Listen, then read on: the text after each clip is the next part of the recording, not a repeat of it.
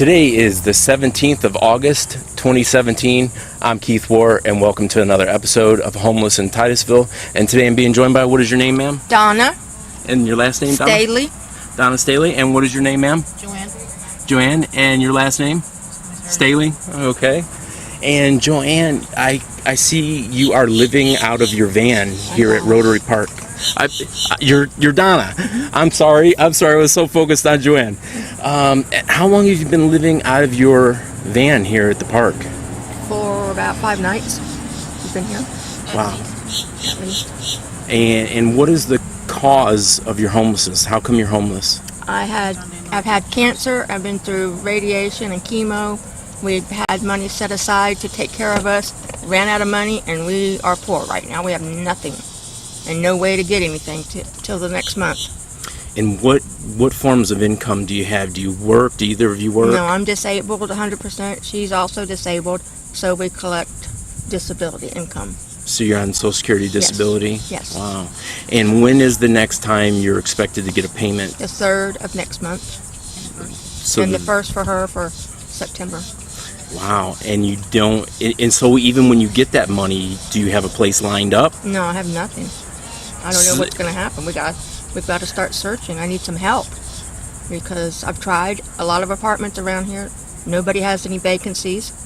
Went to the food shelter over here on Hopkins. They turned us away yesterday. Brevard Sharing Center. The Brevard Sharing Center turned us away, refused to give us any food because we couldn't find anything, so they kicked us off their property.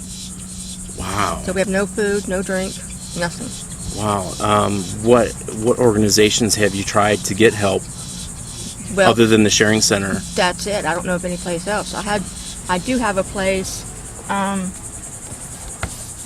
here that I want to talk to these people, and they're gonna help me find a place to live. Hopefully, I don't know. We'll see. So you don't have a deposit, I would imagine, saved up? No, I have nothing saved up. Wow. And what are you guys doing to feed yourself? Do you get food stamps? No, we don't get food stamps. We don't get anything. And the food that you have is just a little bit of crackers and whatnot that I see in the car? That's what we got from the Sharing Center. The first day that we were there, we had some little bit of food that they gave us, and so we're still eating off of that. But we have nothing. And I know this is a little unusual, my viewers, why I'm standing here next to a car doing an interview. And the reason for that is because I've been in this car 5 days straight, and my feet are swollen and have edema in my feet, and they're very painful. And do you normally use a wheelchair or a walker when you're? No. So this is just a condition of being in the van for the past 5 days. Yes. So normally you're able to kind of get around. Mm-hmm. Yes. Yeah. Not very well, but a little bit. Yeah, I do pretty good. And where were you guys living before the van? Were you living in a hotel, an apartment? We stayed at the extended stay in Orlando for quite a while. It was very nice, but like I said, the money ran out, and once the money's gone. How long were you staying in that hotel? About a month. We stayed there. And how about before the motel? We were at the Ramada Inn for a little while, and the Days Inn. Okay, so living out of a hotel, that is considered to be homeless as well? Yes. It's not bottom of the barrel homeless, but it's still homeless. So when is the last time you lived in an apartment or a home with an actual lease? January, we were living in Port St. John, and the lease was up. They didn't want to renew to us. They wanted us out because they wanted to up the rent to $1,500 a month, which they knew that I couldn't pay. So we had to move out. We were in a nice place for 2 years, and I thought everything was cool.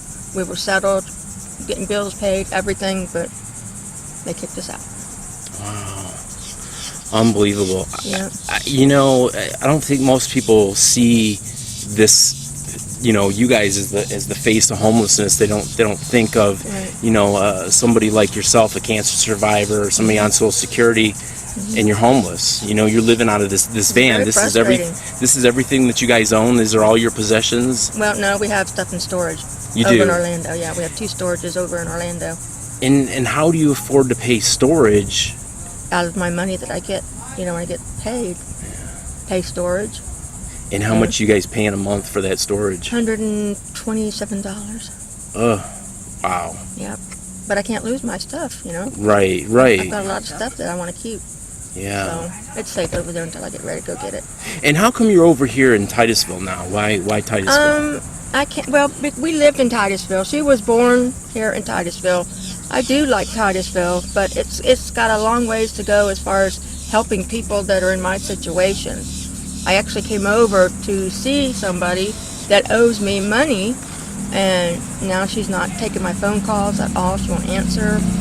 And how much money does she owe you? $300. Oh, wow. Okay. I loaned it to her in good faith when we were living at the condo, and now it's like she's disappeared, you know, and I'm, you know, so stuck. So lesson learned, don't loan money to anybody. Yeah, wow. And how old are you? I'm 62 today. Today is my your birthday. Mm-hmm. Wow. Yes. And how about you? How old are you? 35. You're 35. Wow. Mine's 2 months later. So. And neither one of you have a spouse? No, you're not married. Her father was my husband. He's passed away. And then I had another husband before him, before she was born. He's gone too. Wow. So you're 2 times a widow and a cancer survivor, and today's your birthday, and you're living out of your van in Titusville. Yes. Wow. Yes. And not only do you not have a birthday cake, but you don't even have any real food to eat. No, nothing. But one thing I will say also, in 2007, I spent 184 days in Altamont Hospital. My colon broke, and I was in a coma for a month and a half. Lost 110 inches of my colon, and they only gave me a 20% chance of making it out alive. And I walked out of the hospital the day they discharged me. I walked out. So I'm a fighter. I don't give up. Wow. Yeah. So what has been the hardest part of being homeless, living in this van? Not having a shower when you want to take a shower. Yeah. You know, or just have bathroom facilities where you can go in there and use the bathroom without, you know, looking around and see who's looking at you. Yeah. It's just, you know. And you have nowhere to cook any food or store anything? Nothing. You know, so how are you bathing and keeping clean? There's no way. There's no way to do anything. Yeah. We don't have anything. I wash my face and arms when I can, but you know. So you just kind of like taking a little bird bath in the bathroom when you can. She goes to McDonald's and charges our phones up, and then she'll go in there. So you do have phones. Yes. And you're able to communicate with people. And how about your family? Does any of your family members know that you're homeless like this? Nope.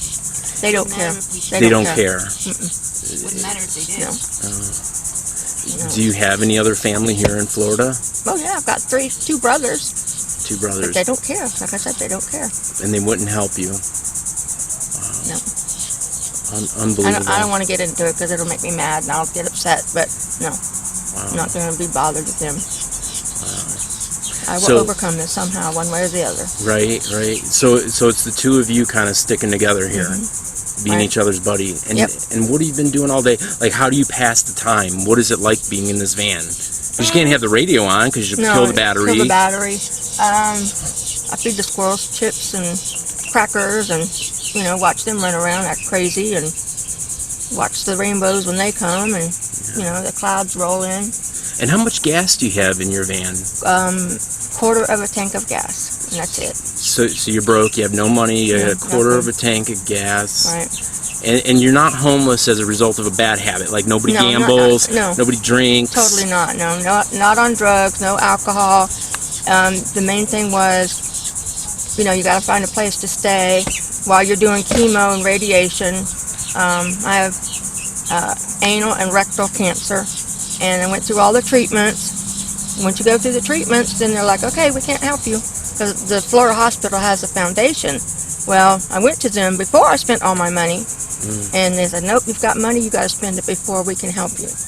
By the time I got done with my treatments, my money was gone, but I'm done with the treatment, so they don't need to help me because I'm free.